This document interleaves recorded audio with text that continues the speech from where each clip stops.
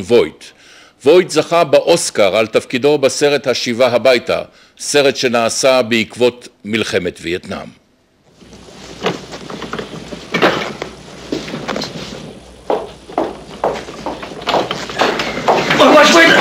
God damn it!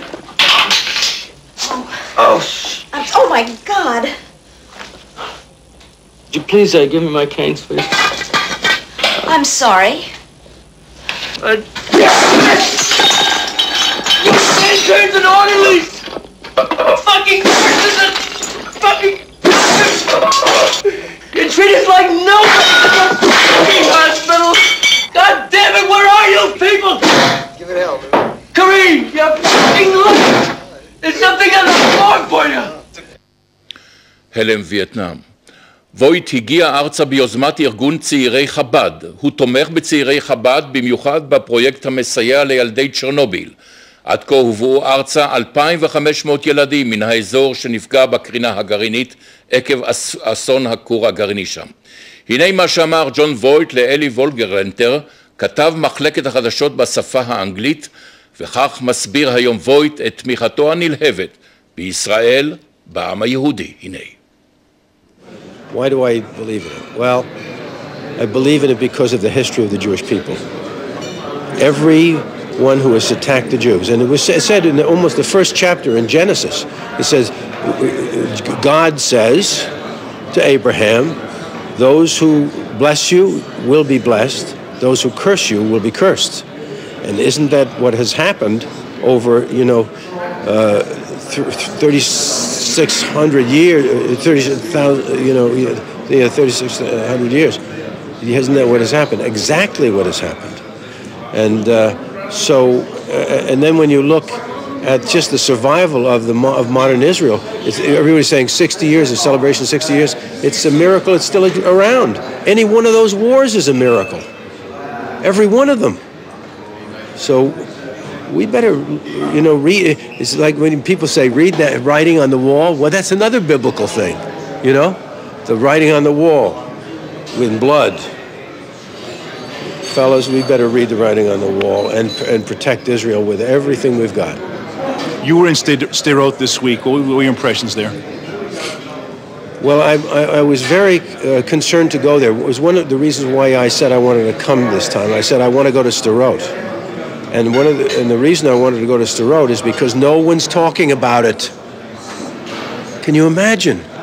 Here Israel, in this democracy, this civilized body of sensitive people with all of this moral stature, bends to try to help this situation, this warring situation, by doing everything they can. And what do? They give this group of terrorists Gaza.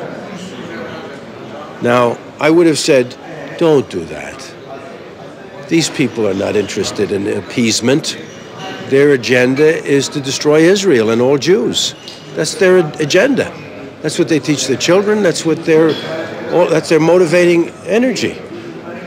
Now, not everyone, not those that have become friends and all of that, but still the program is so deep. It's very difficult for an Arab or a Palestinian to overcome that programming. And that's the essence of the programming. Who's the problem with the world? A little Palestinian kid will say, the Jews. I'm going to grow up and kill Jews. That's the answer. Well, I can say stuff like that, and people say, oh, it's not like that. I say, fellas, it's like that. That's what it's like. So you see what happened? You wanted to give them Gaza? They had this wonderful infrastructure. They had, all of the possibility of going there and living a fruitful life and getting help from the world community to do it. They could have had that. And Israel would have helped them in every way. But what do? They destroyed everything. And then they shoot these rockets into the civilian populations, and they shoot them from civilian populations, from their families. They shoot them from in the middle of schools, of mosques, so that if there's a retaliation to try to stop them, there's going to be injury to innocent people. They want it. Then they can go to the papers with it. They can go to the world press with it. They can. Oh my God! It's a very sick process here, and no one's talking about it. Nobody wants to talk about it. Everyone wants to be so politically correct. Please, fellas, there's evil afoot.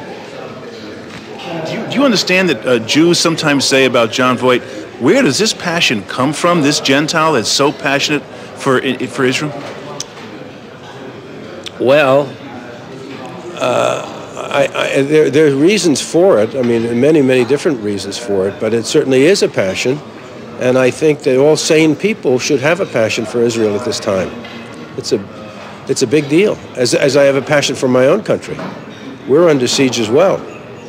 This is a very important time. It's a very dangerous time. And when people say to me, look, John, you know, maybe it's better you don't say too much.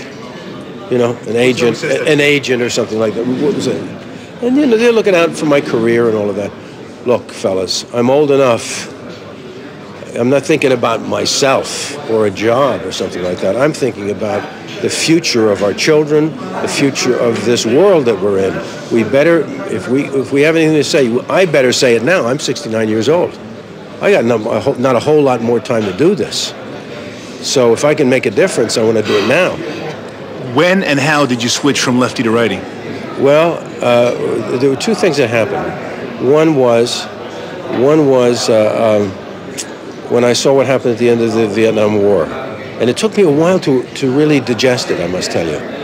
But the left wing, the left, which was communist, I have to say, there's a lot of communist roots in all of the so-called anti-war movement, right? It was communist manipulated. And I didn't realize that until afterward. I said, holy God, these were communists. And who were we fighting? Communists. Give me a break, guys. And what were they good at? Propaganda. And we see these people just falling for it, you know what I mean? They're propagandists. That's the real danger right today. We can defeat militarily this enemy, but we're being overwhelmed by propaganda. So when you say, well, the Jews think this and this, they still think it's Roosevelt. Do you know what I mean? They haven't made an adjustment. They haven't seen the evil of this thing. Well, they have to be educated. They have to make that turn. But they're being used. This is what I see. So. One last question then. So it was then, when I saw the bloodshed, 2.5 million people killed in Cambodia and South Vietnam, the boat people, you know, it was a horror, unparalleled horror. And if you think that's bad, pull out of Iraq. You'll see a slaughter. You'll see a political misstep that you'll take, I don't know how long to recover from in the world. You'll lose the chance for a democracy in that part of the world, which is so deeply important. The stabilization of Iraq is very important now. You'll lose everything. It's a disaster facing us right now. So the clock is ticking, guys. We get the wrong guy in for president, this time we're in a lot of trouble.